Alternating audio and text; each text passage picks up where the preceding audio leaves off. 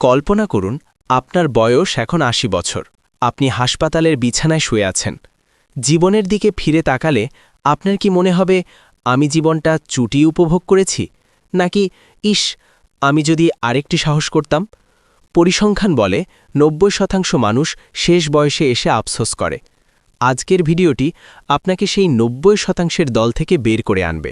পরিসংখ্যানের সেই ৯০%-এর দলে আপনি নিশ্চয়ই থাকতে চান না, কিন্তু সমস্যা হলো আমরা বর্তমানের এই ইঁদুর দৌড়ে এতটাই ব্যস্ত যে আমরা ভুলেই যাই আমরা আসলে কেন দৌড়াচ্ছি। হ্যালো বন্ধুরা, আমি বুলবুল আর আপনারা দেখছেন বুক এক্সপ্লোরার। আজকের এপিসোডটি অন্য যে কোনো দিনের চেয়ে আলাদা। আজ আমরা কোনো সাধারণ বইয়ের ৩ মিনিটের সামারি করব না। আজ আমরা এমন একটি বই নিয়ে আলোচনা করব যা আসলে জীবনের একটি অপারেটিং ম্যানুয়াল। বইটির নাম live while you are alive, বা জীবনের প্রতিটি মুহূর্ত উপভোগ করুন। লিখেছেন আন্তর্জাতিক বেস্ট সেলিং লেখক শিব খেরা। শিব খেরাকে আমরা অনেকেই চিনি তার বিখ্যাত বই ইউ ক্যান উইন, বা তুমিও জিতবের জন্য। কিন্তু তার এই live while you are alive বইটি একটু ভিন্ন। এটি আপনাকে শুধু সফল হতে শেখাবে না, এটি আপনাকে শেখাবে কিভাবে সেই সাফল্যকে উপভোগ করতে হয়। কারণ দিন শেষে প্রচুর টাকা আর ক্ষমতা থাকার পরেও যদি আপনি রাতে শান্তিতে ঘুমোতে না পারেন, তবে সেই সাফল্যের কোনো মূল্য নেই। আপনারা হয়তো ভাবছেন, বুলবুল ভাই, জীবন উপভোগ করার জন্য কি আবার বই পড়ার দরকার আছে? উত্তর হলো হ্যাঁ, আছে। কারণ মেডিকেলের ভাষায় ইসিজি মেশিনে হার্টবিট চললেই মানুষ জীবিত। কিন্তু শিব খেরার মতে ওটা হলো কেবল এক্সিস্টিং, বা টিকে থাকা। শ্বাস নেওয়া আর প্রাণ ভরে বাঁচার মধ্যে আকাশ পাতাল তফাত। আমাদের সমাজের দিকে তাকান। আমরা ৩০ বছর বয়সেই অনেকে মানসিকভাবে মারা যায়। আমাদের স্বপ্নগুলো মরে যায়, আমাদের কৌতূহল মরে যায়। কিন্তু আমাদের দাফন করা হয় ৬০ বা ৭০ বছর বয়সে। মাঝখানের এই ৩০-৪০ বছর আমরা কেবল জম্বির মতো অফিসে যাই, খাই আর ঘুমাই। এটাকে কি জীবন বলে? লেখক বইয়ের শুরুতেই একটি খুব শক্তিশালী প্রশ্ন করেছেন, are you living a life or just spending it? অর্থাৎ আপনি কি জীবনযাপন করছেন, নাকি কেবল সময় ব্যয় করছেন? আমরা যখন পকেটের টাকা খরচ করি তখন খুব সাবধানে করি, কিন্তু জীবনের সময় যখন খরচ করি তখন কোনো হিসাব রাখি না। অথচ টাকা আবার আয় করা যায়, কিন্তু সময় একবার চলে গেলে আর ফিরে আসে না। আজকের এই ভিডিওটি একটু দীর্ঘ হবে, কারণ জীবন পরিবর্তনের সূত্রগুলো কোনো শর্টকাট জাদুমন্ত্র নয়। আগামী ১ ঘন্টায় আমরা এই বইয়ের প্রতিটি অধ্যায়কে ভেঙে ভেঙে বিশ্লেষণ করব। আমরা জানব কিভাবে নেতিবাচক চিন্তা থেকে মুক্তি পাওয়া যায়, কিভাবে সম্পর্কের জটিলতা কাটানো যায়, এবং কিভাবে মৃত্যুর আগেও একটি তৃপ্তিময় জীবন কাটানো যায়। তাই আমি অনুরোধ করব, যদি সম্ভব হয় একটি নোটবুক এবং কলম নিয়ে বসুন, কারণ আজ আমরা যা শিখব তা হয়তো আপনার জীবনের মোড় ঘুরিয়ে দিতে পারে। শিব খেরা বইটির শুরুতেই আমাদের মানসিকতা বা অ্যাটিটিউড নিয়ে কথা বলেছেন। তিনি বিশ্বাস করেন জীবন সুন্দর কি অসুন্দর তা আমাদের বাইরের পরিস্থিতির ওপর নির্ভর করে না, নির্ভর করে আমরা পরিস্থিতিকে কিভাবে দেখছি তার ওপর। আসুন আমরা বইয়ের প্রথম মূল মন্ত্রে প্রবেশ করি, যেটি হল মানসিকতার পরিবর্তন। লেখক এখানে একটি খুব সুন্দর এবং গভীর কনসেপ্ট শেয়ার করেছেন। তিনি বলছেন আমাদের জীবনটা একটা প্রতিধ্বনির মতো বা একোর মতো। আমরা যা দেই ঠিক সেটাই ফিরে পাই। চিন্তা করুন তো, আপনি যদি পাহাড়ের সামনে দাঁড়িয়ে চিৎকার করে বলেন আমি তোমাকে ঘৃণা করি, পাহাড় থেকে প্রতিধ্বনি কি আসবে? আমি তোমাকে ঘৃণা করি। আর যদি বলেন আমি তোমাকে ভালোবাসি, তবে উত্তর আসবে আমি তোমাকে ভালোবাসি। জীবনও ঠিক তাই। আমরা যখন বলি জীবনটা খুব কঠিন, কেউ আমাকে সাহায্য করে না, জীবন তখন আমাদের সামনে আরও কঠিন পরিস্থিতি এনে দেয়। কিন্তু আমরা যারা বাংলাদেশ বা এই উপমহাদেশে বড় হয়েছি, আমাদের অনেকেরই একটা কমন সমস্যা আছে। আমরা নিজেদের ভালো থাকার চাবিকাঠিটা অন্যের হাতে দিয়ে রাখি। বস ভালো ব্যবহার করলে আমার দিন ভালো যাবে, বউ বা স্বামী প্রশংসা করলে আমার মুড ভালো থাকবে, ট্রাফিক জ্যাম না থাকলে আমি খুশি থাকব। মানে কি? মানে হলো আপনার খুশির রিমোট কন্ট্রোলটা আপনি অন্যের হাতে দিয়ে রেখেছেন। শিব খেরা বলছেন live while you are alive, মানে হলো নিজের ইমোশনের দায়িত্ব নিজে নেওয়া। এই বইতে লেখক স্পষ্ট করেছেন যে যারা জীবন উপভোগ করতে পারে না তাদের প্রধান সমস্যা হলো এক্সপেকটেশন বা প্রত্যাশা। আমরা আশা করি পৃথিবী আমাদের সাথে ফেয়ার আচরণ করবে, কিন্তু মনে রাখবেন পৃথিবী ফেয়ার নয়। জঙ্গলে বাঘ আপনাকে খাবে না এই আশা করা বোকামি, কারণ আপনি নিরামিষভোজী। বাঘ তার স্বভাব অনুযায়ী আচরণ করবে। ঠিক তেমনি জীবন তার নিজস্ব গতিতে চলবে, সমস্যা আসবেই। যারা বেঁচে থাকে তারা সমস্যার কারণে ভেঙে পড়ে, আর যারা জীবন উপভোগ করে তারা সমস্যার মধ্যেও আনন্দ খুঁজে নেয়। তো এই মানসিকতা আমরা কিভাবে তৈরি করব? লেখক এখানে কিছু প্র্যাকটিক্যাল স্টেপ দিয়েছেন যা আমরা এখন বিস্তারিত আলোচনা করব। আমরা বলছিলাম যে আমাদের ভালো থাকার রিমোট কন্ট্রোল অন্যের হাতে দেওয়া যাবে না, কিন্তু প্রশ্ন হল এই রিমোট কন্ট্রোল নিজের হাতে নেব কিভাবে। লেখক শিব খেরা বলছেন এর উত্তর লুকিয়ে আছে একটি ছোট্ট শব্দে, অ্যাটিটিউড বা দৃষ্টিভঙ্গি। আপনারা হয়তো ভাবছেন এটা তো মোটিভেশনাল স্পিকারদের পুরনো বুলি, কিন্তু একটু দাঁড়ান। শিব খেরা এই বইয়ে দৃষ্টিভঙ্গির যে ব্যাখ্যা দিয়েছেন তা একটু ভিন্ন। তিনি বলছেন আমাদের জীবনটা কোনো ক্যালেন্ডারের পাতার ওপর নির্ভর করে না। আমরা জন্মদিন পালন করি, কেক কাটি, আর সবাই উইশ করে অনেক বছর বেঁচে থাকো, কিন্তু কেউ বলে না তৃপ্তির সাথে বেঁচে থাকো।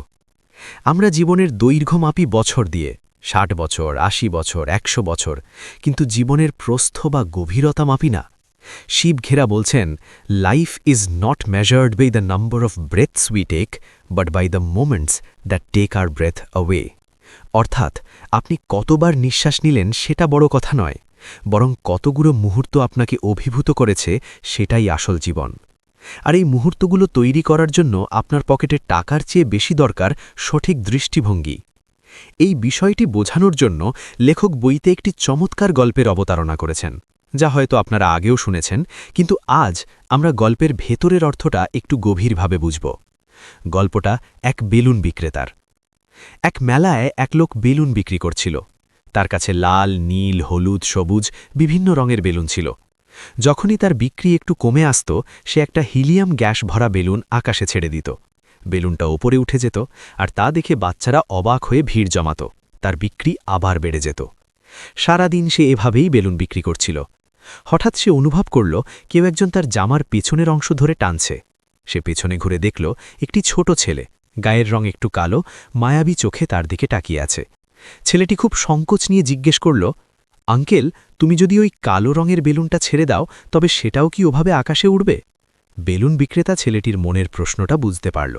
সে খুব মমতা নিয়ে ছেলেটির মাথায় হাত বুলিয়ে উত্তর দিল, বাবা, বেলুন তার বাইরের রঙের জন্য ওড়ে না, বেলুন ওড়ে তার ভেতরে কি আছে সেটার জন্য। বন্ধুরা, এই ছোট্ট গল্পটাই কিন্তু আমাদের জীবনের সারমর্ম। এই যে আমি বুলবুল আপনাদের সামনে কথা বলছি, বা আপনারা যারা শুনছেন, কেউ হয়তো ভাবছেন আমার ব্যাকগ্রাউন্ড ভালো না, আমার বাবার অঢেল টাকা নেই, আমার গায়ের রং শ্যামলা, কিংবা আমি ভালো ইংরেজি পারি না, তাই হয়তো আমি জীবনে ওপরে উঠতে পারবো না। শিব খেরা আমাদের চোখে আঙুল দিয়ে দেখিয়ে দিচ্ছেন এগুলো সব বাইরের রং, লাল, নীল বা কালোর মতো।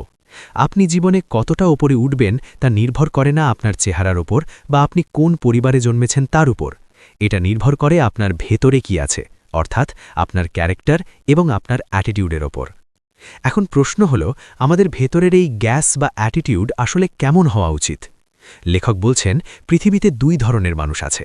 একদল হল যারা সব কিছুর মধ্যে সমস্যা খুঁজে পায়, আর একদল যারা সব কিছুর মধ্যে সমাধান খুঁজে পায়। মজার ব্যাপার হল আমাদের মস্তিষ্ক অনেকটা ম্যাগনেটের মতো। আমরা যা ভাবি ঠিক সেটাই আকর্ষণ করি। ধরুন আপনি সকালে ঘুম থেকে উঠে জানলা দিয়ে বাইরে তাকালেন। আকাশটা মেঘলা। একজন নেতিবাচক মানুষ বলবে, ধুর, আজকেও দিনটা খারাপ যাবে, বৃষ্টি হবে, রাস্তায় কাদা হবে, জ্যামে বসে থাকতে হবে। আর একজন ইতিবাচক মানুষ ঠিক একই আকাশ দেখে বলবে, বাহ, আজ রোদ নেই, আবহাওয়াটা বেশ ঠান্ডা, বৃষ্টির শব্দ শুনতে শুনতে কাজ করতে ভালোই লাগবে। খেয়াল করুন, আকাশ কিন্তু একই, পরিস্থিতিও একই, কিন্তু একজনের দিন শুরু হলো বিরক্তি দিয়ে আর আরেকজনের দিন শুরু হলো কৃতজ্ঞতা দিয়ে। শিব খেরা বলছেন, we don't see things as they are, we see things as we are. অর্থাৎ আমরা পৃথিবীকে সেভাবে দেখি না যেমনটা পৃথিবী আসলে, বরং আমরা পৃথিবীকে সেভাবে দেখি যেমনটা আমরা নিজেরা। যারা জীবন উপভোগ করতে পারে না তাদের একটা বড় রোগ আছে। লেখক এই রোগের নাম দিয়েছেন দ্য ব্লেম গেম বা দোষ চাপানোর খেলা। এরা সবসময় নিজের ব্যর্থতার জন্য অন্যকে দায়ী করে। আমার ব্যবসা লস হয়েছে কারণ সরকার খারাপ, আমার প্রমোশন হয়নি কারণ বস আমাকে পছন্দ করেন না, আমি জীবনে কিছু করতে পারলাম না কারণ আমার বাবা মা আমাকে সাপোর্ট দেননি। যতক্ষণ আপনি আঙুল অন্যের দিকে তুলে থাকবেন ততক্ষণ আপনি নিজের জীবনের দায়িত্ব নিচ্ছেন না। আর দায়িত্ব না নেওয়া মানে হল আপনি পরিস্থিতির শিকার বা ভিকটিম হয়ে বেঁচে আছেন। ভিকটিম কখনো জীবন উপভোগ করতে পারে না, সে কেবল সহানুভূতি বা করুণা পায়। তাহলে উপায় কি? উপায় হল আজ থেকে, এখন থেকে অজুহাত দেওয়া বন্ধ করা। লেখক বলছেন আপনার বর্তমান অবস্থার জন্য আপনি নিজে দায়ী। এটা মেনে নেওয়া খুব কষ্টের আমি জানি, কিন্তু যেদিন আপনি এটা মেনে নেবেন সেদিন থেকেই আপনার হাতে ক্ষমতা চলে আসবে জীবনটাকে বদলানোর। আপনি হয়তো বলবেন, বুলবুল ভাই, পজিটিভ চিন্তা করলেই কি সব সমস্যার সমাধান হয়ে যাবে? না, হবে না। শিব খেরা খুব বাস্তববাদী। তিনি বলছেন, পজিটিভ থিঙ্কিং মানে এই নয় যে আপনি সমস্যার অস্তিত্ব অস্বীকার করবেন, বরং এর মানে হল সমস্যা আছে জেনেও সমাধান খোঁজার মানসিকতা রাখা। যেমন আপনার গাড়ির টায়ার পাংচার হয়ে গেছে। পজিটিভ অ্যাটিটিউড মানে এই নয় যে আপনি গাড়ির পাশে দাঁড়িয়ে হাসবেন আর বলবেন সব ঠিক আছে। পজিটিভ অ্যাটিটিউড মানে হল আপনি বিরক্তি প্রকাশ না করে জ্যাক খুলে চাকাটা বদলাবেন এবং ভাববেন, ভাগ্যিস অ্যাক্সিডেন্ট হয়নি, শুধু চাকা পাংচার হয়েছে। এই যে দৃষ্টিভঙ্গির সামান্য পরিবর্তন, এটাই হলো জীবন উপভোগ করার প্রথম চাবিকাঠি। কিন্তু এই চাবিকাঠি দিয়ে আমরা জীবনের কোন দরজাটা খুলব? সেটা হলো বর্তমান বা প্রেজেন্ট মোমেন্ট। কারণ আমরা বেশিরভাগ মানুষই অতীতে বা ভবিষ্যতে বাস করি, বর্তমানে নয়। পরের সেগমেন্টে আমরা জানব কিভাবে আমাদের মন আমাদের সাথে প্রতারণা করে, বর্তমানের আনন্দ কেড়ে নেয় এবং কিভাবে আমরা সেই ফাঁদ থেকে মুক্ত হতে পারি। সেই আলোচনাটি আরও বেশি গুরুত্বপূর্ণ, কারণ ওটা সরাসরি আমাদের প্রাত্যহিক দুশ্চিন্তা বা অ্যাংজাইটির সাথে জড়িত। আমরা আগের অংশে দেখলাম যে দৃষ্টিভঙ্গি বদলালে জীবন বদলে যায়, কিন্তু সমস্যা হলো আমাদের এই দৃষ্টিভঙ্গিটা সবসময় বর্তমান বাদে অন্য কোথাও ঘুরে বেড়ায়। হয় আমরা অতীতের ভুলগুলো নিয়ে আফসোস করি, না হয় ভবিষ্যতের কাল্পনিক বিপদ নিয়ে ভয় থাকি। বন্ধুরা, আমি আপনাদের একটা প্রশ্ন করি, আপনারা কি কখনো এমন কোনো কথা বলেছেন বা ভেবেছেন, একটু টাকা পয়সা গুছিয়ে নিই, তারপর একদিন শান্তিতে ঘুরতে যাব, চাকরিটা পার্মানেন্ট হোক, তারপর একদিন পরিবারের সাথে সময় কাটাবো, বাচ্চারা বড় হয়ে যাক, তারপর একদিন নিজের শখগুলো পূরণ করব? যদি উত্তর হ্যাঁ হয়, তবে আপনি একটি ভয়ঙ্কর ভাইরাসে আক্রান্ত। শিব খেরা এই ভাইরাসটির নাম দিয়েছেন সামডে সিন্ড্রোম বা একদিন রোগ। আমাদের ক্যালেন্ডারে রবিবার আছে, সোমবার আছে, শুক্রবার আছে, কিন্তু একদিন বলে কোনো বার নেই। অথচ আমরা আমাদের জীবনের সবচেয়ে গুরুত্বপূর্ণ কাজগুলো ওই অস্তিত্বহীন বারের জন্য জমিয়ে রাখি। বইটিতে লেখক মানুষের জীবনচক্রের একটি খুব করুণ চিত্র তুলে ধরেছেন। একটা ছোট বাচ্চাকে জিজ্ঞেস করুন সে কবে সুখী হবে। সে বলবে, আমি যখন স্কুলে যাব তখন। সে যখন স্কুলে যায় তখন ভাবে, আমি যখন কলেজে উঠব তখন স্বাধীনতা পাব, তখন সুখী হব। কলেজ শেষ করার পর সে ভাবে, একটা ভালো চাকরি পেলেই লাইফ সেটেলড। চাকরি পাওয়ার পর মনে হয় বিয়েটা করলেই সুখী হব। বিয়ের পর মনে হয় বাচ্চারা মানুষ হোক, রিটায়ার করি, তারপর আরাম করব। আর যখন সে রিটায়ার করে তখন বারান্দার ইজি চেয়ারে বসে পিছনের দিকে তাকায় এবং আবিষ্কার করে একটা ঠান্ডা বাতাস তার শরীর ছুঁয়ে যাচ্ছে। সে বুঝতে পারে তার হাতে আর কিছুই নেই। জীবনটা তার চোখের সামনে দিয়ে চলে গেছে আর সে কেবল প্রস্তুতিই নিয়ে গেছে। শিব খেরা খুব সুন্দর একটি লাইন লিখেছেন, we are always getting ready to live but never living. অর্থাৎ আমরা সারা জীবন কেবল বাঁচার প্রস্তুতি নিই, কিন্তু আসলে বাঁচি না। আমাদের বাঙালি মধ্যবিত্ত পরিবারগুলোতে দেখবেন আলমারিতে খুব দামি একটা ডিনার সেট বা শাড়ি যত্ন করে তুলে রাখা থাকে। কেন? কারণ ওটা বিশেষ কোনো দিনে বা স্পেশাল গেস্ট আসলে বের করা হবে। বছরের পর বছর চলে যায়, সেই ডিনার সেটে আর খাওয়া হয় না, শাড়িটার ভাঁজ খোলাই হয় না। অনেক সময় সেই বিশেষ দিন আসার আগেই মানুষটা পৃথিবী ছেড়ে চলে যায়। আজ এই ভিডিওটি দেখার পর আমি চাই আপনারা একটা কাজ করুন। আপনার আলমারিতে তুলে রাখা সেই সেরা শটটা আজই পরুন, সেই দামি পারফিউমটা আজই ব্যবহার করুন। কারণ আজ আপনি বেঁচে আছেন, সুস্থ আছেন। এর চেয়ে বড় বিশেষ দিন বা স্পেশাল ওকেশন আর কি হতে পারে? এখন প্রশ্ন হলো, আমরা বর্তমানে কেন থাকতে পারি না? এর প্রধান কারণ হলো ওয়ারি বা দুশ্চিন্তা। শিব খেরা দুশ্চিন্তা এবং সতর্কতার মধ্যে একটা চমৎকার পার্থক্য দেখিয়েছেন। কনসার্ন বা সতর্কতা হলো সমস্যার সমাধান খোঁজা, যেমন রাস্তা পার হওয়ার সময় ডানে বায়ে তাকানোটা সতর্কতা। আর ওয়ারি বা দুশ্চিন্তা হলো অহেতুক ভয় পাওয়া, যেমন রাস্তা পার হওয়ার সময় ভাবা, যদি গাড়ি এসে আমাকে ধাক্কা দেয়, যদি হাসপাতালে সিট না পাই। দুশ্চিন্তা অনেকটা রকিং চেয়ারের মতো। এটি আপনাকে নড়াচড়া করায়, ব্যস্ত রাখে, কিন্তু আপনাকে কোথাও নিয়ে যায় না। আপনি একই জায়গায় বসে দোল খেতে থাকেন আর এনার্জি নষ্ট করেন। লেখক বলছেন, আমাদের আজকের দিনটি নষ্ট হচ্ছে গতকালের আফসোস আর আগামীকালের দুশ্চিন্তার মাঝখানে পিষ্ট হয়ে। বর্তমান মুহূর্তটি হলো ক্যাশ টাকার মতো, যা আপনি এখনই খরচ করতে পারেন। আর ভবিষ্যৎ হলো চেক বা প্রমিসারি নোটের মতো, যা ক্যাশ হবে কি না তার কোনো গ্যারেন্টি নেই। তাহলে হাতের ক্যাশ টাকা ফেলে দিয়ে কেন আপনি অনিশ্চিত চেকের পেছনে ছুটছেন? জীবনকে উপভোগ করার জন্য শিব খেরা আমাদের একটি সহজ প্র্যাকটিস করতে বলেছেন। তিনি বলছেন, সুখ কোনো গন্তব্য নয় যে আপনি স্টেশনে পৌঁছলে সুখ পাবেন। সুখ হলো ট্রেনের যাত্রাটা, জানালার বাইরের দৃশ্যটা। আপনার কি মনে হয় আপনার কোনো বড় কোনো অর্জন হলেই আপনি সুখী হবেন? ভুল ভাবছেন। আপনি যদি লটারিতে কোটি টাকাও পান, গবেষণায় দেখা গেছে ৩ মাস পর আপনার সুখের লেভেল আবার আগের জায়গায় ফিরে আসবে। একে বলে হিডনিক অ্যাডাপ্টেশন। তাই বড় কোনো ইভেন্টের জন্য অপেক্ষা না করে ছোট ছোট জিনিসের মধ্যে আনন্দ খুঁজুন। বিকেলে 1 কাপ চায়ের স্বাদ, প্রিয় মানুষের সাথে 10 মিনিট কথা বলা, প্রিয় কোনো গান শোনা, এগুলো খুব ছোট মনে হতে পারে, কিন্তু এই ছোট মুহূর্তগুলোই যোগ হয়ে তৈরি হয় একটি বড় ও সার্থক জীবন। কিন্তু বুলবুল ভাই, আপনি বলতে পারেন যে আমার চারপাশের মানুষজন এত খারাপ, সম্পর্কগুলো এত টক্সিক যে আমি চাইলেও বর্তমানে খুশি থাকতে পারছি না। হ্যাঁ, এটা একটা বড় সমস্যা। সম্পর্ক বা রিলেশনশিপ আমাদের মানসিক শান্তির একটা বিশাল অংশ দখল করে আছে। শিব খেরা তার বইতে সম্পর্কের বিষয়ে খুব কড়া কিছু সত্য কথা বলেছেন।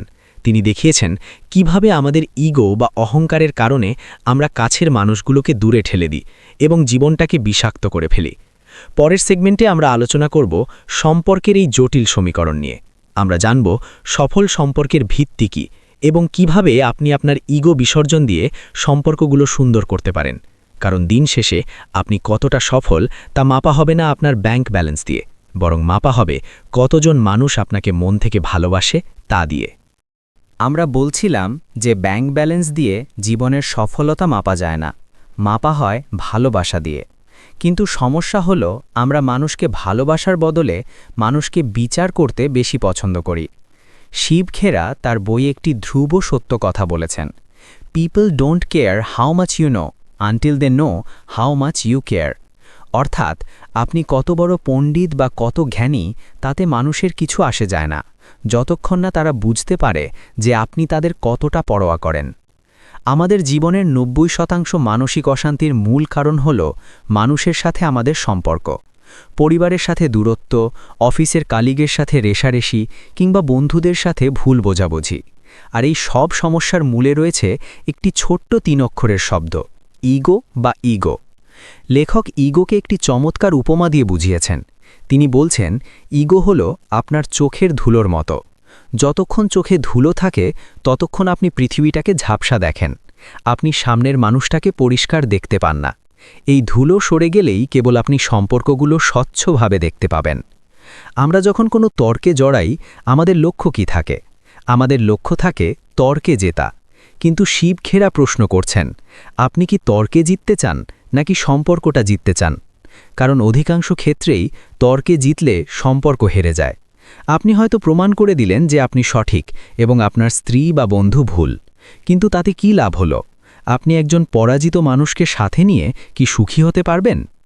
বইটিতে একটি খুব শক্তিশালী কনসেপ্ট আছে যাকে বলা হয় দ্য ইমোশনাল ব্যাংক অ্যাকাউন্ট বা আবেগের ব্যাংক অ্যাকাউন্ট। আমরা যেমন ব্যাংকে টাকা জমা রাখি এবং প্রয়োজনে তুলি, ঠিক তেমনি প্রতিটি সম্পর্কেরও একটি অ্যাকাউন্ট থাকে। আপনি যখন কারো প্রশংসা করেন, কথা দিয়ে কথা রাখেন বা ছোটখাটো উপকার করেন, তখন সেই অ্যাকাউন্ট ডিপোজিট হয়। আর যখন আপনি কারো সাথে খারাপ ব্যবহার করেন, কটু কথা বলেন বা কথা দিয়ে কথা রাখেন না, তখন সেই অ্যাকাউন্ট থেকে উইথড্র বা টাকা তোলা হয়। সমস্যা হলো আমরা বেশিরভাগ মানুষই সম্পর্ক থেকে কেবল তুলতে চাই, কিন্তু জমা রাখতে চাই না।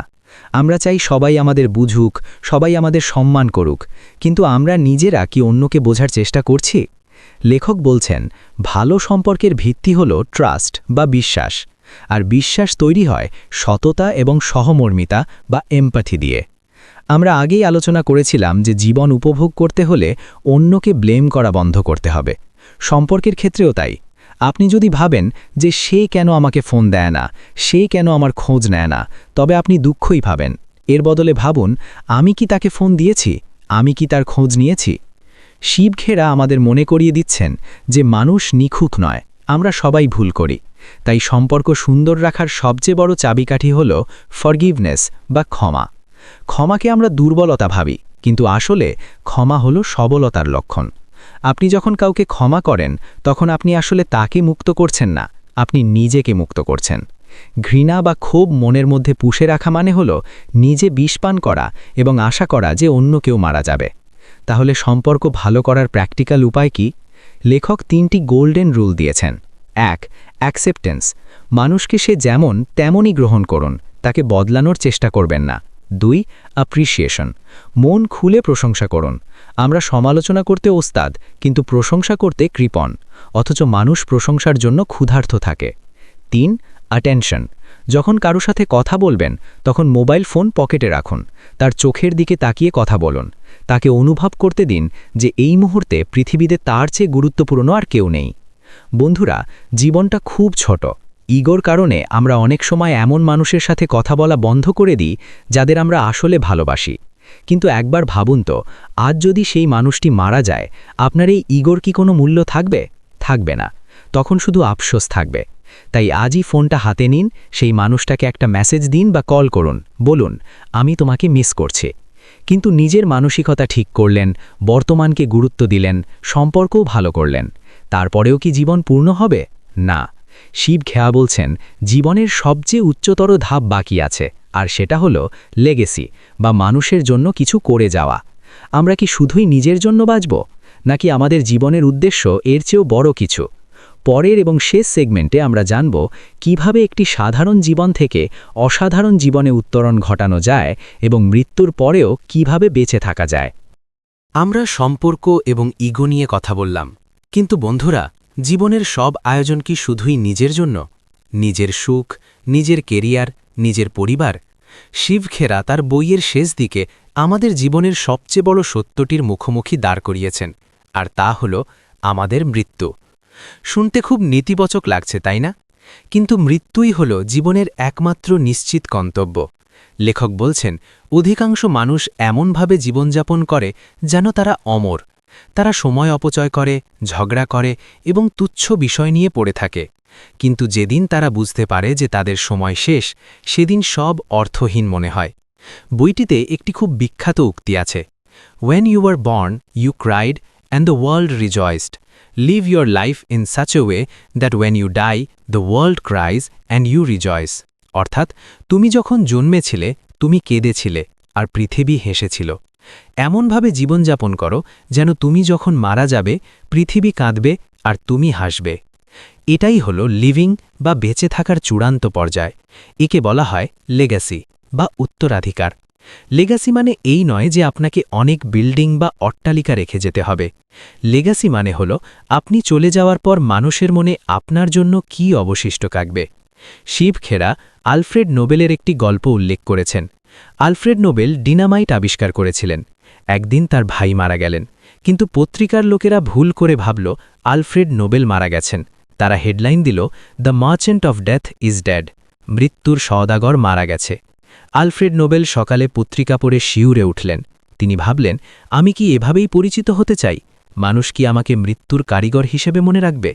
সেই মুহূর্তটি তার জীবন বদলে দিল। তিনি তার সব সম্পত্তি দিয়ে নোবেল প্রাইজ চালু করলেন। আজ আমরা তাকে ডিনামাইটের জন্য নয়, শান্তির জন্য মনে রাখি।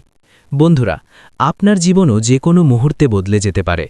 আপনি হয়তো এতদিন শুধু নিজের জন্য দৌড়েছেন, কিন্তু আজ থেকে ভাবুন আপনি সমাজের জন্য, মানুষের জন্য কি করতে পারেন। লেখক বলছেন, সেলফিশনেস বা স্বার্থপরতা হল অসুখী হওয়ার মূল কারণ, আর সেলফলেসনেস বা নিঃস্বার্থপরতা হল স্থায়ী সুখের উৎস। আমরা অনেকেই ভাবি, আগে আমি পাই, তারপর দেব। আগুনের সামনে দাঁড়িয়ে যদি বলেন, আগে আমাকে তাপ দাও, তারপর আমি কাঠ দেব, তা কি সম্ভব? না, আগে আপনাকে কাঠ দিতে হবে, তবেই আগুন তাপ দেবে। জীবনও ঠিক তাই, আপনি যা দেবেন সেটাই ফিরে পাবেন। কারো মুখে হাসি ফোটানো, কারো বিপদে পাশে দাঁড়ানো, এগুলোই হলো জীবনের আসল সঞ্চয়। ভিডিওর একদম শুরুতে আমি আপনাদের একটি প্রশ্ন করেছিলাম, ৮০ বছর বয়সে হাসপাতালের বিছানায় শুয়ে আপনার কি মনে হবে, আফসোস নাকি তৃপ্তি? আজ আমরা শিব খেরার live while you are alive বই থেকে যে ৩টি মূল শিক্ষা নিলাম, তা যদি আমরা সংক্ষেপে ঝালাই করি। ১. অ্যাটিটিউড, দৃষ্টিভঙ্গি। পরিস্থিতি যেমনই হোক, আপনার দেখার ভঙ্গি হতে হবে ইতিবাচক। বেলুনের মতো আপনার ভেতরে কি আছে সেটাই আপনাকে ওপরে তুলবে। ২. লিভ ইন দ্য প্রেজেন্ট বা বর্তমানে বাঁচা। একদিন বা সামডে বলে কিছু নেই, যা করার আজই করতে হবে। সুখ ভবিষ্যতের গন্তব্য নয়, সুখ হল বর্তমানের যাত্রা। ৩. রিলেশনশিপস অ্যান্ড লেগেসি, সম্পর্ক এবং অবদান। ইগো বা অহংকার ঝেড়ে ফেলে মানুষের সাথে সম্পর্ক গড়ুন এবং নিজের ক্ষুদ্র স্বার্থের ঊর্ধ্বে গিয়ে মানুষের জন্য কিছু করুন। শিব খেরা বলেন, জীবন অনেকটা বি আর ডি এর মাঝখানের খেলা। বি মানে বার্থ বা জন্ম, আর ডি মানে ডেথ বা মৃত্যু, আর এই দুইয়ের মাঝখানে আছে সি অর্থাৎ চয়েস বা বেছে নেওয়া। জন্ম আর মৃত্যু আপনার হাতে নেই, কিন্তু মাঝখানের এই সি বা চয়েসটা আপনার হাতে। আপনি কি রাগ, ক্ষোভ আর হতাশাকে বেছে নেবেন, নাকি ভালোবাসা, ক্ষমা আর আনন্দকে বেছে নেবেন? সিদ্ধান্ত একান্তই আপনার। আমার ব্যক্তিগত অনুরোধ থাকবে, আজ রাতে ঘুমানোর আগে নিজের ডায়েরিতে বা মনে মনে নিজের অবিচুয়ারি বা শোক সংবাদটা লিখুন। ভাবুন, আপনার জানাজায় বা শেষকৃত্যে মানুষ আপনার সম্পর্কে কি বলছে। আপনি যা শুনতে চান, আজ থেকেই তেমন মানুষ হওয়ার কাজ শুরু করুন। বন্ধুরা, বুক এক্সপ্লোরারের উদ্দেশ্য শুধু বইয়ের গল্প বলা নয়, আপনাদের জীবনটাকে একটু সুন্দর করা। আজকের এই দীর্ঘ আলোচনা যদি আপনার জীবনের একটি মুহূর্তকেও বদলে দিয়ে থাকে, তবেই আমার এই প্রচেষ্টা সার্থক। ভিডিওটি শেষ করার আগে আপনাদের কাছে একটি ছোট্ট অনুরোধ। আমাদের সমাজে এমন অনেক মানুষ আছেন যারা হতাশায় ভুগছেন, যারা বেঁচে থেকেও মৃত। দয়া করে এই ভিডিওটি তাদের সাথে শেয়ার করুন। হয়তো আপনার একটি শেয়ার কারো জীবনের মোড় ঘুরিয়ে দিতে পারে। আর হ্যাঁ, কমেন্ট সেকশনে আমাকে জানান, আজকের এই 3টি শিক্ষার মধ্যে কোনটি আপনি আজ থেকেই আপনার জীবনে প্রয়োগ করবেন। পজিটিভ অ্যাটিটিউড, বর্তমানে বাঁচা, নাকি সম্পর্ক উন্নয়ন? আমি আপনাদের প্রতিটি কমেন্ট পড়ব।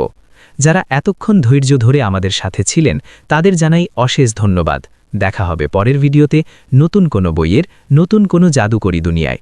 ততক্ষণ পর্যন্ত শুধু বেঁচে থাকবেন না, জীবনটাকে উপভোগ করবেন। Live while you are alive. ধন্যবাদ।